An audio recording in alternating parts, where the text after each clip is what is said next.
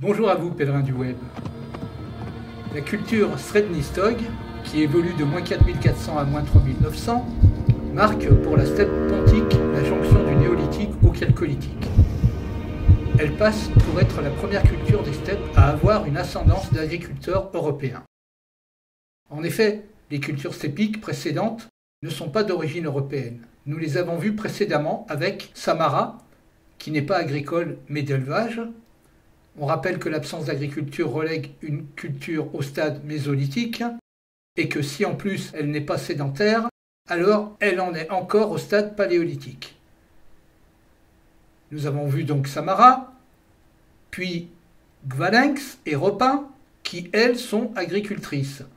Mais elles ne sont pas européennes puisqu'elles proviennent de Ciscaucasie. Nous avons vu Dierp Donetsk, qui est par contre pleinement d'origine européenne et non caucasienne, bien que sur la steppe pontique, elle soit considérée comme une culture mésolithique, sédentaire mais non agricole.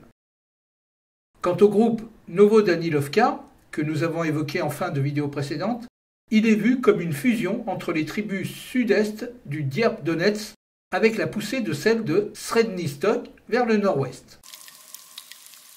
Dans les vidéos précédentes, nous avons traité de l'évolution des premières cultures non paléolithiques d'Europe centrale et du Proche-Orient. Nous avons vu successivement et depuis le début l'apparition du Mésolithique, c'est-à-dire la sédentarisation avec les Natoufiens au Levant, la culture de Séroglazov, première culture mésolithique au-delà du Caucase, le prestigieux site de Göbekli-Tepe entre le Haut-Euphrate et le Haut-Tigre qui voit les premières érections de mégalithes, l'apparition du néolithique, c'est-à-dire de l'agriculture entre le Haut-Euphrate et le Haut-Tigre, la remarquable ville de Satoluyuk, qui sera à l'origine des migrations syro-anatoliennes, la culture de Mergar I qui fait passer l'Inde dans le néolithique avec l'introduction de l'agriculture, visiblement apportée de Mésopotamie, la culture dite de Hassuna en Mésopotamie, au sens propre première culture néolithique identifiable, l'émergence de la culture d'Obey en Mésopotamie méridionale, période dite Obey 0, la culture de Startsevo, première culture néolithique européenne, seulement 100 ans après l'Hassuna mésopotamienne,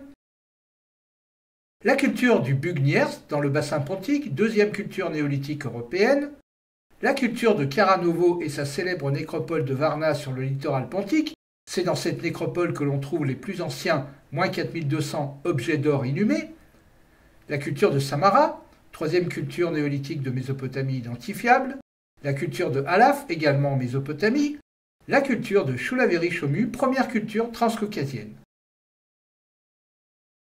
Ensuite, nous avons vu la culture de Mergar II, qui voit l'introduction de la céramique en Inde, elle aussi, comme l'agriculture, visiblement importée de Mésopotamie.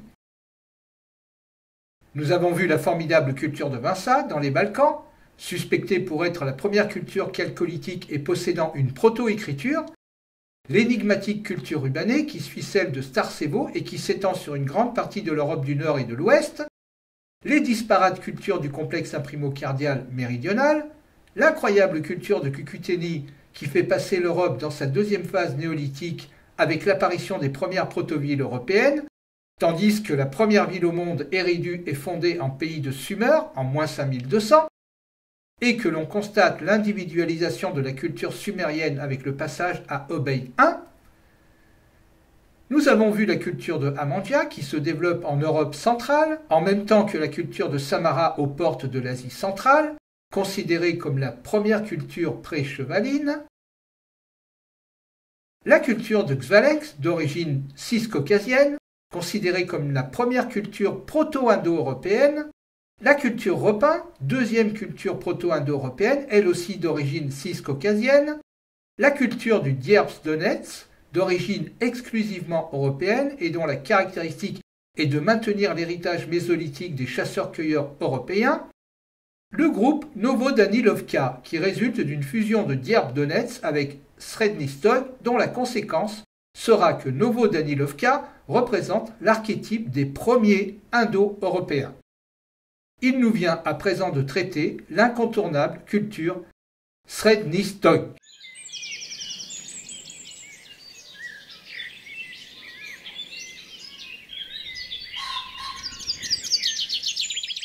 Srednistok s'est développé au nord-est de la mer d'Azov, entre les fleuves Dniepr et Don. Srednistok semble avoir eu des contacts avec la culture agricole néolithique de Kukuteni, au nord-ouest, et qui existe depuis moins 5500. Srednistok était aussi contemporaine de la culture de Svalensk au moment où cette dernière s'étend vers le nord-est en absorbant la culture Samara. Les habitants de Srednistok mènent une vie plutôt mobile, bien qu'elle est tout à fait capable de construire des habitations. Mais on constate dans leurs installations qu'elles sont temporaires et restent assez sommaires. Cette culture, au moins pour sa période tardive, pratique la domestication du cheval. Celui-ci, avec la culture repain, fait déjà l'objet d'un commerce qu'il exporte au sud vers la Ciscaucasie. On divise la chronologie de Srednistok en deux phases distinctes selon les caractéristiques de sa céramique.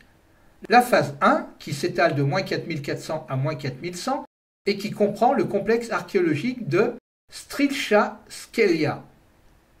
C'est une riche phase en poterie, mais sans ornement cordé. La phase 2, qui s'étale de moins 4100 à moins 3900, et qui est représentée par le complexe archéologique de Derivka, dans lequel la poterie cordée est majoritaire. L'origine de la céramique cordée, que nous traiterons plus tard, pourrait justement provenir de cette époque Srednistok tardive. À Derivka, on trouve aussi des haches de combat en pierre, qui accompagneront plus tard l'expansion indo-européenne vers l'ouest. De manière plus particulière, Derivka possède apparemment les premières preuves de la domestication du cheval, avec des découvertes évoquant des jougs. Cependant, il n'existe aucune preuve concluante que ces chevaux étaient utilisés pour l'équitation. Le joug servant à tracter et son usage témoigne d'une pratique de l'agriculture.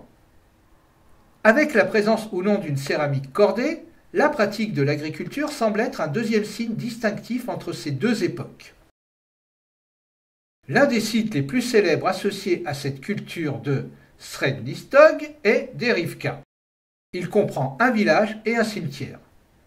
Il est situé sur la rive droite de l'Omelnik, un affluent du Dniepr au sud de Kiev, et il s'étend sur 2000 m². Avec les cimetières de Oleksandria, 39 individus, et d'Ygren, 17 individus, il constitue les trois plus grands cimetières de la culture. Des preuves d'enterrement dans des tombes plates, c'est-à-dire des fosses au niveau du sol, ont été trouvées. Cela est comparable à la pratique de la culture Kukuteni antérieure et contraste avec les enterrements en tumuli de la culture Yamna qui suivra Srednistok. Dans la culture Srednistok, les défunts étaient couchés sur le dos, les jambes fléchies. L'utilisation de l'ocre pour recouvrir les corps était pratiquée, comme dans les cultures kourganes qui viendront après elle. Pour cette raison et pour d'autres, Yuri Rasumakin suggère que la culture de Srednistok devrait être considérée comme un terme réel avec au moins 4 portions culturelles distinctes coexistant au sein de la même zone géographique. Sur le plan linguistique et dans le contexte de l'hypothèse kourgane, modifiée de l'original celle de Maria Gimbutas, cette culture archéologique pré-kourgane de Srednistok pourrait représenter l'Uremat, la mère patrie, de la langue proto-indo-européenne, que d'autres pourtant associent plutôt à la culture Yamna ultérieure. Parmi les nombreuses théories linguistiques, une attribue aux cultures Cernavoda et Srednistok l'origine des langues anatoliennes. Ces deux cultures les auraient introduites en Anatolie à travers la Thrace et les Balkans, marquant la séparation de l'Anatolie avec la langue antérieure, qualifiée de proto-indo-anatolienne. D'autres études ont suggéré que la famille des langues indo-européennes pourrait être originaire non pas de l'Europe de l'Est, mais plutôt des populations d'Asie occidentale de Ciscaucasie.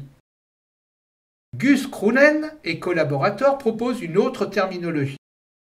En 2022, ils ont révélé que le stade basal indo-européen, alors désigné sous le terme langue indo-anatolienne, ou même langue pré-proto-indo-européenne, manquait en grande partie, mais pas totalement, de vocabulaire lié à l'agriculture. et que seules les langues indo-européennes ultérieures ont vu une augmentation des mots associés à l'agriculture. Selon eux, cela correspond à une patrie du noyau indo-européen primitif situé dans l'horizon Yamna le plus occidental, autour et à l'ouest du Dniepr, tandis que son étage basal, indo-anatolien, pourrait bien provenir de la culture Srednistog. Gus Krounen et collaborateurs soutiennent également que ces nouvelles données contredisent une possible origine antérieure du pré-proto-indo-européen parmi les sociétés agricoles du sud du Caucase. Ils affirment que cela pourrait plutôt soutenir un scénario de continuité linguistique des éleveurs locaux non mobiles dans la région du Bas-Dniepr et leur persistance génétique après leur intégration dans l'horizon Yamna successif et expansif. En outre, les auteurs mentionnent que ce scénario peut expliquer la différence de fréquence des haplogroupes paternels, l'ADN porté par le chromosome Y, entre les cultures Yamna et celles de la céramique cordée, alors même que les deux partagent la même ascendance ADN autosomique. On se rend compte que la participation de Srednistog dans l'émergence de la langue indo-européenne est sujet à discussion. Toujours est-il qu'on peut lui rendre les qualités suivantes. Elle est chalcolytique, elle domestique le cheval, au moins dans sa phase tardive, et avec la fusion de tribus mésolithiques de Dieppe-Donetsk, elle formera l'archétype des premiers indo-européens. Les études paléogénétiques portant sur cette période sont nombreuses, tant elle est considérée comme cruciale dans l'évolution des populations des steppes.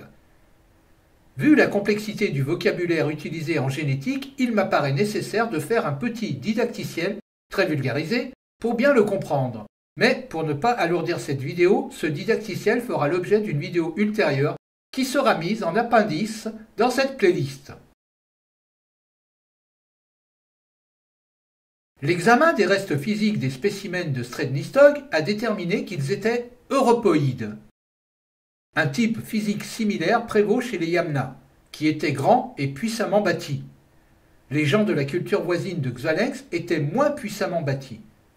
Les gens de la culture précédente du Dieppe-Donetsk étaient encore plus puissamment bâtis que les Srednistog et les Yamna.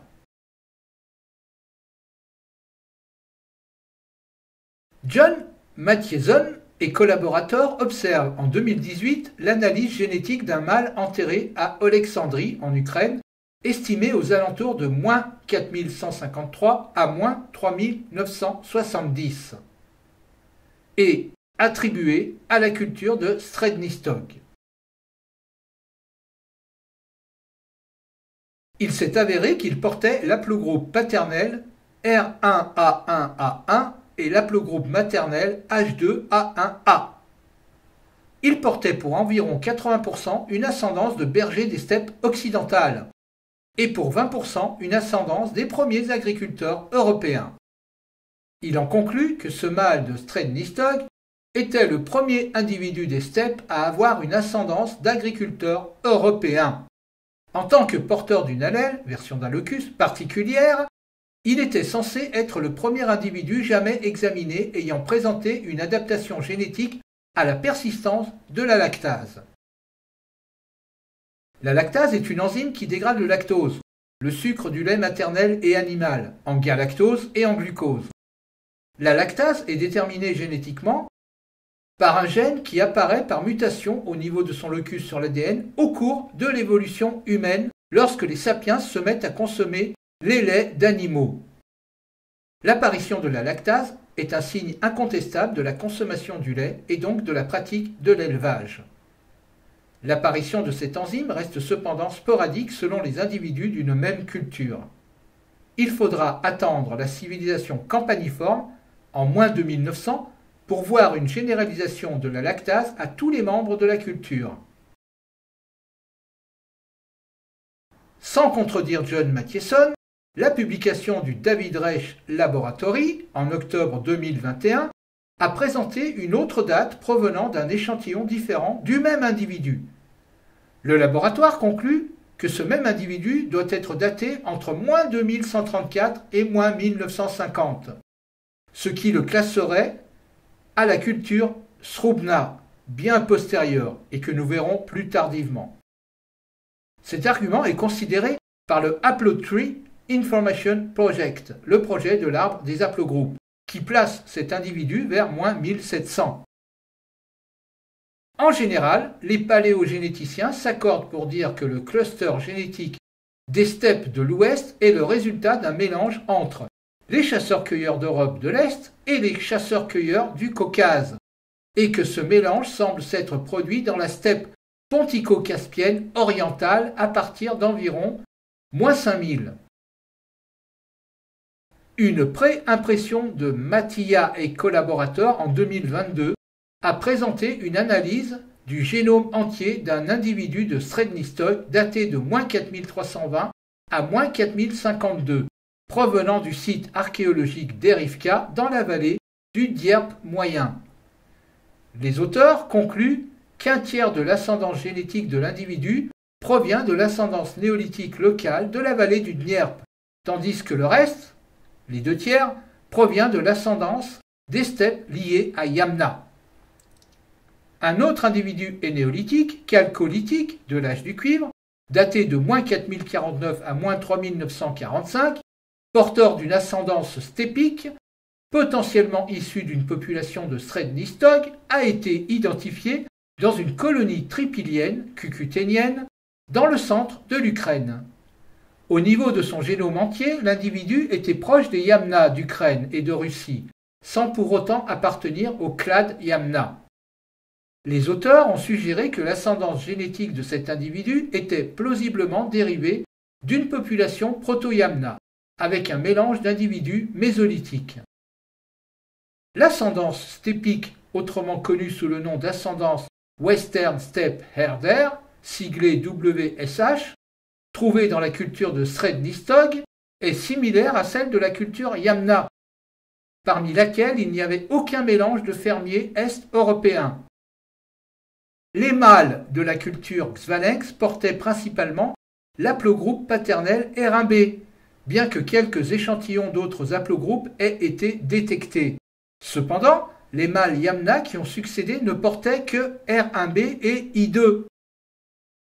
Ceci est similaire aux mâles de la culture antérieure du Dierp Donetsk qui portaient uniquement les haplogroupes R et I et étaient presque exclusivement des chasseurs-cueilleurs.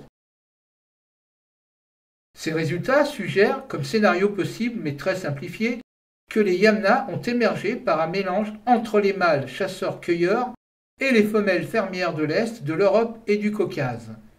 Cela implique que les clans dirigeants des Yamna étaient d'origine paternelle européenne, chasseurs-cueilleurs. Sur cette base, David Anthony soutient que les langues indo-européennes étaient à l'origine parlées par les chasseurs-cueilleurs à l'est de l'Europe, et non par les Caucasiens. Une autre hypothèse sur l'origine des langues indo-européennes les relie au réseau commercial circumpontique et néolithique autour de la mer Noire et suggère l'émergence de la langue ancestrale indo-européenne dans la steppe pontique.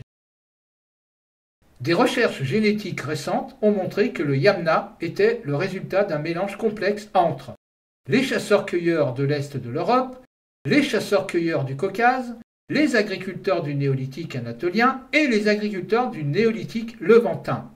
Le mélange se produisant vers moins 4000 entre une population de type Srednistok et une population de type caucaso-anatolienne. La culture Srednistok prend fin vers moins 3500, lorsque la culture Yamna s'est étendue vers l'ouest pour la remplacer et pour entrer en contact direct avec la culture Cucuteni.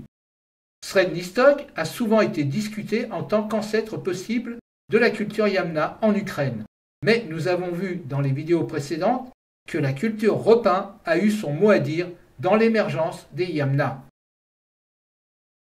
Toujours est-il qu'on s'accorde aujourd'hui pour dire que la région est d'origine à la fois paysanne anatolienne pour 20% et steppique via les chasseurs-cueilleurs caucasiens pour 80%. Tout cela sur un fond paléolithique local. Merci pèlerins du web d'avoir supporté cette vidéo un peu ardue, je l'avoue, mais qui me paraît essentielle et sur laquelle vous serez sûrement invité à y revenir